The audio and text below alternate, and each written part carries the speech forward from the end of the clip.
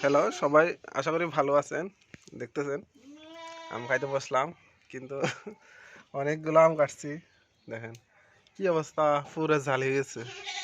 উপর দিয়ে দেখতে অনেক সুন্দর, কিন্তু একেবারে পোকা। অনেকগুলা কাটছিলাম, দেখেন দেখতে পারেন অনেক। এতগুলো আমের ভিতরে একেবারে মানে খুঁজে পাওয়া যাচ্ছে না। তবুও মনে করেন এগুলা তো গ্রাম অঞ্চলের আম, আর গাছের আম এগুলো তো এমনি ফ্রেশ আছে, কোনো ফরমালিন নাই, কোনো কিছু নাই। সেজন্য ভালো লাগতেছে যেগুলো পাইতেছি, সেজন্য খাইতেছি। তো আপনাদের সাথে শেয়ার করতেছি। আর মরিচও নিছি, দেখছো সেই। তো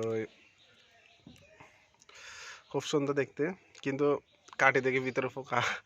যা হোক, একটু খাওয়ার চেষ্টা করতেছি এবং আপনাদের মাঝে শেয়ার করতেছি। এবং এগুলা সচরাচর অনেক মিষ্টি আম, খাইতে অনেক tasty. So thank you very much. Nice talking to you. Have a good day.